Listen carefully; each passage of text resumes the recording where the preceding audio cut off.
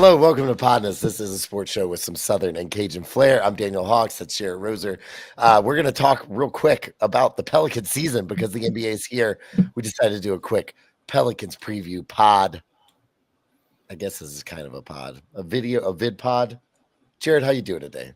Enough with semantics. We had enough shenanigans on our last show with the preview.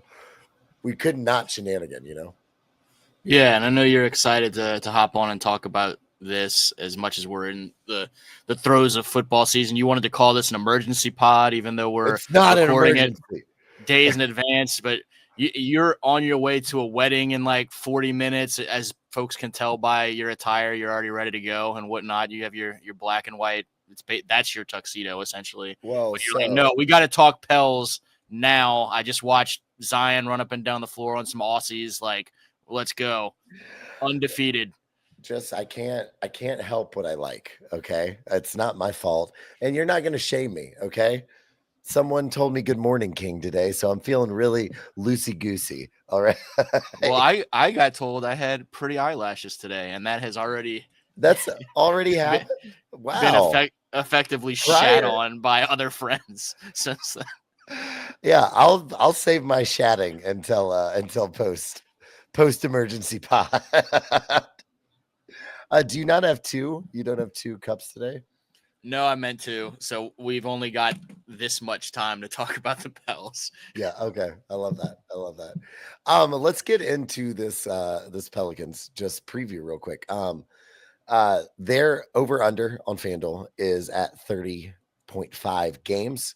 I think that's a very, very low number for how many talented basketball players there are on this team, regardless if they put it together or not. That's a big thing. But you got Jordan Poole coming in. They obviously made a deal to get Derek Queen that wasn't looked on favorably by anyone. But what that does mean for the Pelicans is that they do not control their first round pick. Milwaukee does. So there's no incentive for this team to tank. There's no incentive for if things maybe start off a little bit rough for Zion or anyone else to start popping up with phantom injuries where they're not playing because they're trying to strategically lose games. So my question is, what are your thoughts on the ceiling of this Pelicans team moving forward into the season? I don't know their struggles of seasons. I don't know how strategic they've been about losing. I think it's just kind of gotten away from them more often than not. I mean, like Lauri Markkanen was not as injured last year. Like Utah was taking some nights off. Yeah. Oh, absolutely. I just don't know that that's been a Pels issue. I don't think it has. I mean, the Pels last year, I don't think one game had their projected starting lineup in the preseason play together.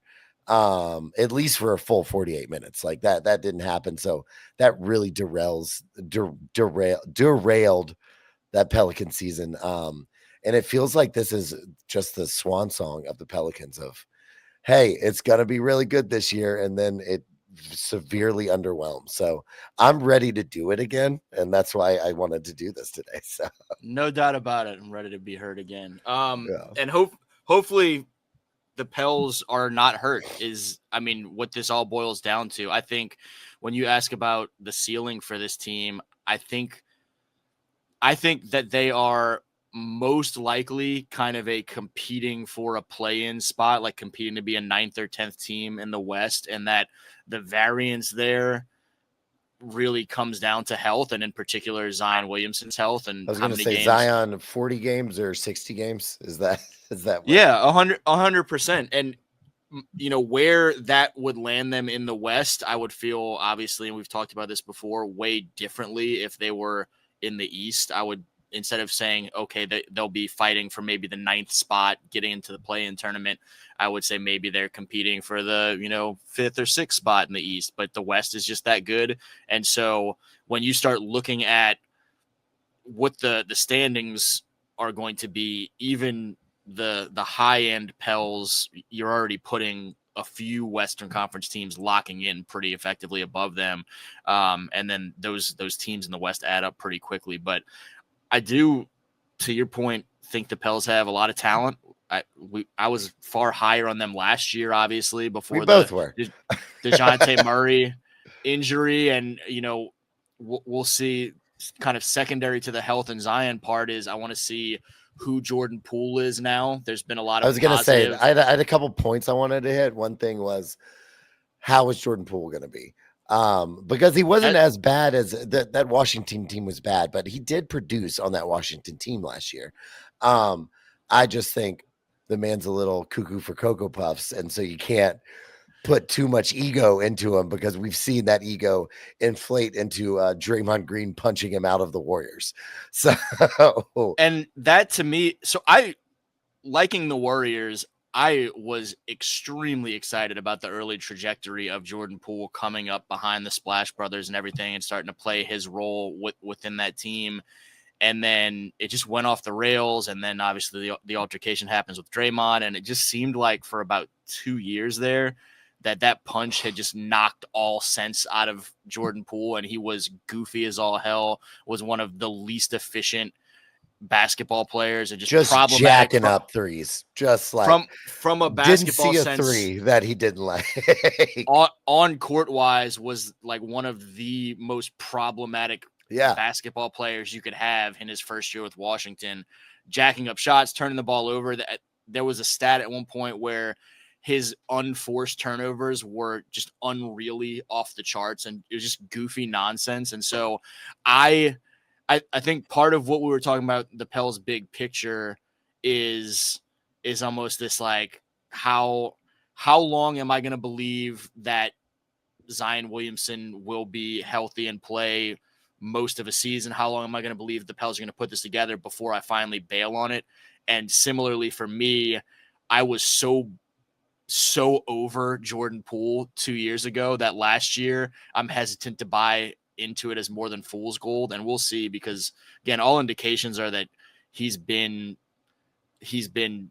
a positive addition to this locker room and has matured a bunch and all those things. And if he is that, and if he can play to what we think his potential can be and be more mature about it, and we saw more of it as like a legitimate basketball player again last year, then that's a nice addition. And again, I think is kind of the second big variable in this season for this team. And then, DeJounte Murray coming back from Achilles, and not going to see him at the beginning of the year. But if Pelicans are able to put something together and maybe make a little run, we possibly could see him in the later half of the year and gearing up for the playoffs as an addition coming off the bench, because, you don't think he's going to be at full 100%, plus right. Jordan Poole already being there.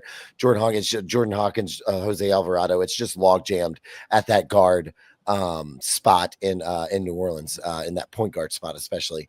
But that could be a really nice addition coming off the bench, with giving a little bit of a scoring spark for a team that possibly could be fighting for a play-in spot or in the play-in tournament in general, maybe in that first, second round. So I also think with the Jordan Poole thing, maybe having Kevon Looney there with a little bit of consistency and being, as Bill Simmons has said many a time, an adult in the room. I think that might really, really help a lot of these young guys. I mean, Jeremiah Fears, Derek Queen, Jordan Hawkins, Trey Murphy's poised to have a breakout year, but all these young guys having a veteran in there after losing CJ, I think is going to be a really, really good thing for this Pelicans team.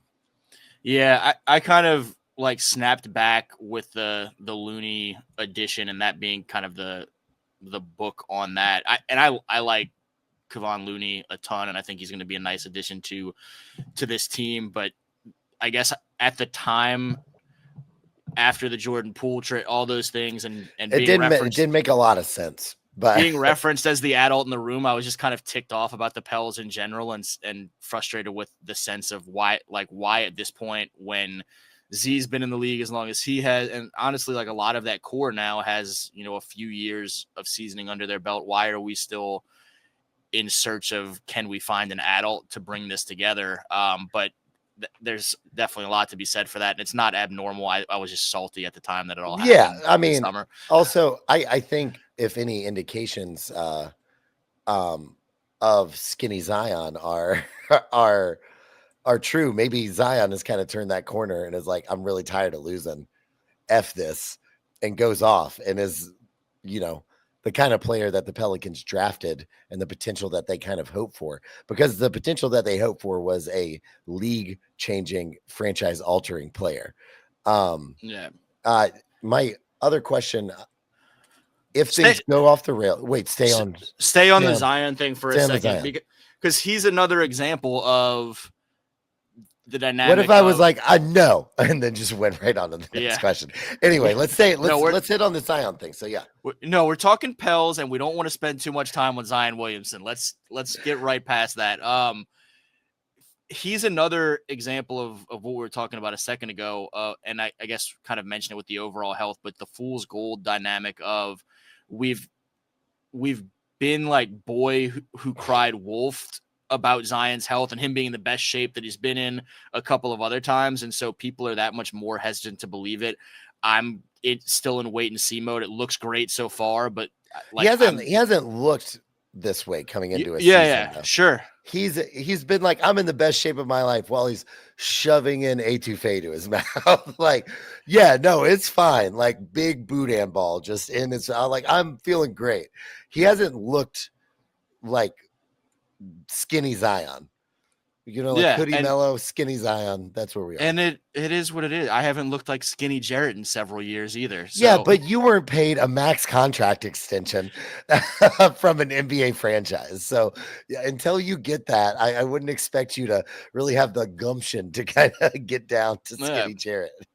And people aren't going to expect the best of me until they get it again. They're just going to assume I'm going to keep. And I am optimistic with Zion, but I'm not going to assume it's going to play out the way we want it to play out until I actually see it play out, is kind of where I'm at with some stuff with him. And guess what? That's totally fair, because no, it is.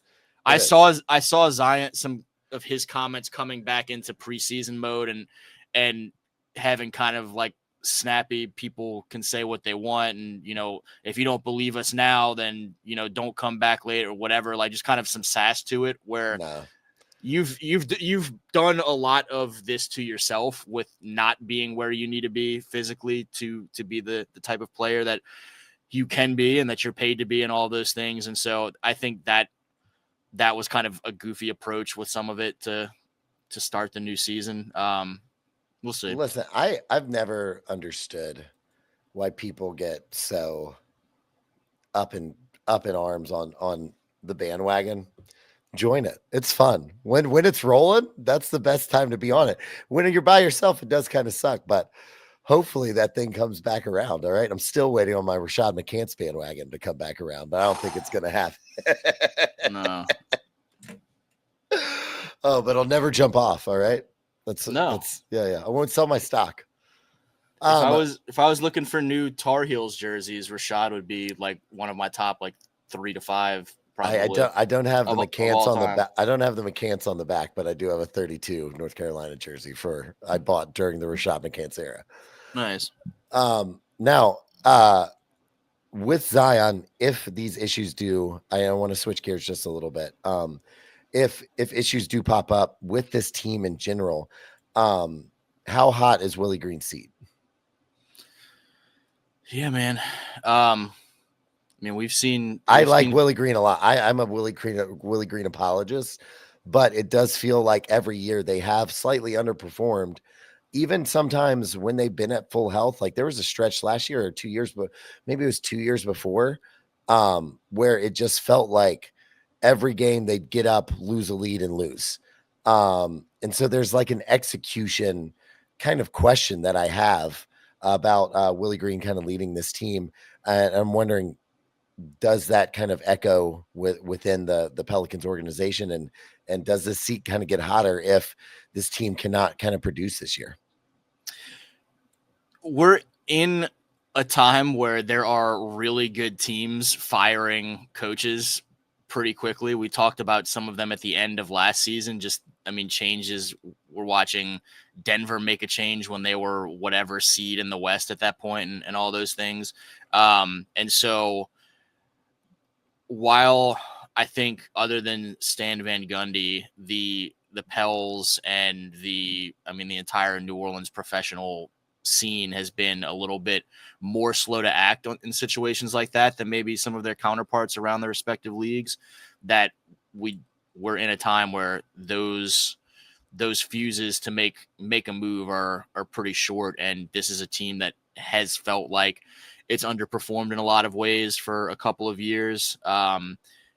You can point to the health, obviously, and the fact that there have been huge chunks of seasons where he hasn't had all of his guys and he's had to navigate around that and the challenges that presents. But I think you saw at the end of this past season that there is the patience is worn a little thin on what this team has been in recent years. And so they tried to give him another chance with hopefully a healthy roster and some new leadership above him. But now if it doesn't work again, he would be the next guy or one of the next guys to be affected by that for sure. Yeah, which would suck, but the NBA is a fickle place, I guess. So a lot of money going into these contracts and these teams and whatnot. Maybe less money going into the Pels operation than to some of their peers around the league from some of their peers across the street from the ownership. But yeah, but yeah, there's not a lot of it's not very palatable to run very expensive organizations and have it pan out poorly. So I get that. I mean, that's part of the business of it all. Yeah, for sure. And speaking of injuries, as we did at the beginning of the show, Derek Queen, the Pelicans one of the Pelicans first round picks this year, is still out with I believe it was a wrist injury from the summer league. He is coming back. He's close to contact, Willie Green said. How badly do the Pelicans need this pick to work out after what they gave up? And do you think that affects because they force him to play more, or does it become like a Reed Shepherd thing? Hey, we're rolling. Sorry, you're just going to have to watch for a little bit. But the amount of stuff that they gave up to get this guy, I feel like he has to pan out. More so than Jeremiah Fears, who they drafted above him. I think especially with, like we talked about, the logjam at that point guard position with the Pelicans, is a little bit more graceful of easing him in. I feel like they're going to give Derek Queen the gamut and see what he can handle. And I'm not sure if that's going to translate to wins with a rookie being out on the floor that much. Yeah, I'm super interested to see how things play out with the way that Queen has worked back in, because the two pieces of it, when you invest the draft capital that they invested in him, where you give away an unprotected pick, yeah, he's got to pan out for you to not look really dumb. And also you need to have simultaneously a good season this season to have that pick not turn into a really great pick potentially. And so do those two pieces work hand in hand where he's able to come back and is great out the gate and able to help this team win some more games? Or do those become kind of competing interests where we really need this rookie to look good, but we really need this team to be at its best, and he's not quite there yet? And so how do they kind of juggle those two pieces? You would think and hope that it's geared toward whatever is going to help the team be most effective. But obviously in the NBA, we see different teams manage some of those dynamics with rookies in different fashions. That's definitely something that I am super intrigued to watch how it plays out. I'm very intrigued to watch what lineups that Willie Green rolls out because there's so much stuff that they do. They can go bigger this year and maybe play like Zion Point, or they can go super small. I think there's a lot of utility within this roster and how it's constructed for what they can do. I mean, just thinking of like Zion Point, Herb, Trey Murphy, Yves Missi, and Kevon Looney all on the floor and be just trees among everyone, or going super small with Jordan Hawkins, Jordan Poole, Trey Murphy, still Zion. Like it's gonna be fun to at least see how this plays out until the wheels fall off, and then I completely get I completely get a shell of my Pelicans fan self and say I'll wait till next year, or maybe they should trade them to Seattle. So that's part of the beauty of, I mean, some of their pieces are really good, versatile wings, and Zion has and a skill set Sadiq to Bey him. coming back, like after he getting him in the trade, like he's a professional basketball player. He knows how to get buckets, like, and maybe not defense, but yeah. A couple of the guys you mentioned in there as well who are returning, who we haven't talked about as much, but when we start looking at whatever you said the over under was of like 30 and a half. 30 and a half, yeah, on FanDuel. This team, what did they win last year? 21. Yeah. 21. The dynamic of having theoretically Herb, Trey back healthy, those guys continuing to progress, those have been two of, I think, I would say my favorite Pels, but probably most of our favorite Pels through the last several years. And so, besides Grand Theft Alvarado, so. as much as we fixate on the injury history dynamics of Zion and how healthy is he going to be, number of games wise and whatnot, if you have those guys who have had far fewer injury concerns in terms of a track record, if you have them for the vast majority of the games, which is far more of a understandable expectation, then that's a huge boost to that low win total from a year ago as well. So yeah, I think let's finish up on what is your let me think how to say this. What is your God, why am I blanking on this word?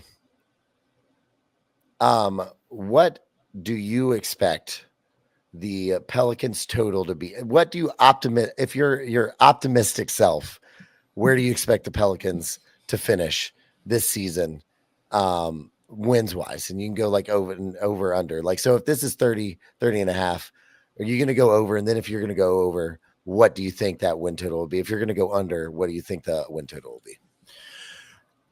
I lean toward over, and I lean toward somewhere in that, like, closer to 38 to 40 range, maybe. Like maybe they get to 500 or just kind of in that general ballpark. But like I said, I think they're probably competing for like a 9th, 10th seed type spot. Yeah. Ideally a little bit better, but in that, I think about a 9th or a 10th spot in a West that is really good. And so you're going to have to get some wins to get one of those spots and be close to 500. Yeah, I think it's over 2. I think I was going to go exactly at 5. I was going to go at like 41. I think that is a really good, I don't want to say that'd be a goal for the Pelicans, but as a fan, that's a really good expectation, to not go overboard with maybe what this team could be. Because I mean, you're right. Let's just kind of go off West teams. Obviously, Denver, Minnesota, the reigning champs, Oklahoma City. We expect Golden State and the Clippers and the Lakers to kind of be in it. Dallas, we don't know what that's going to kind of look like, especially with the timeline of Kyrie coming back and what does that look like. But Houston obviously adds Durant. Grizzly lose Desmond Bane. Jazz aren't going to be in it. Kings aren't going to be in it. Spurs have this little guy named Victor Wembanyama. So Phoenix out of it. So even Portland, I think, is going to be a lot more. I think you're fighting kind of with Portland and maybe Dallas, maybe San Antonio for those play-in spots.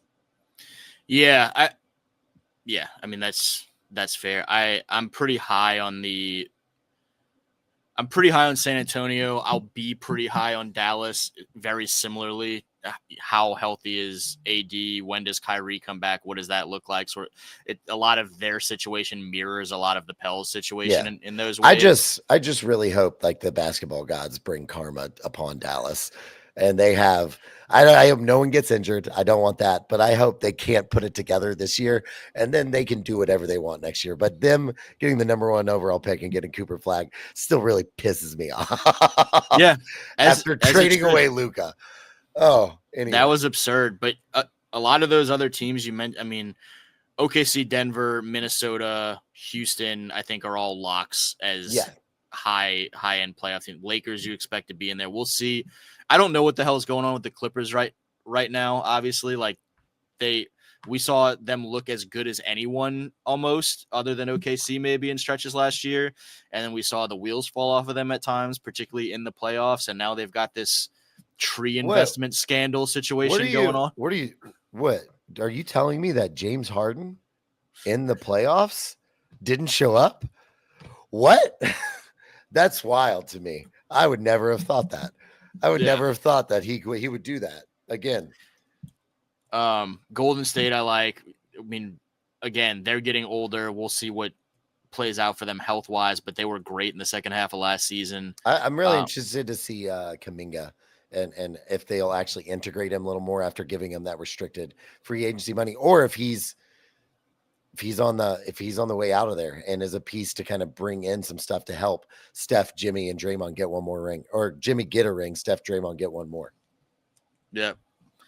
And so once you list off all those teams, we're right into that thick of Memphis. I think will be better than the Pels this year, probably. And then if they're another team that can they stay healthy, and already, Ja is already off the table for this Memphis team for at least the first couple weeks of the season.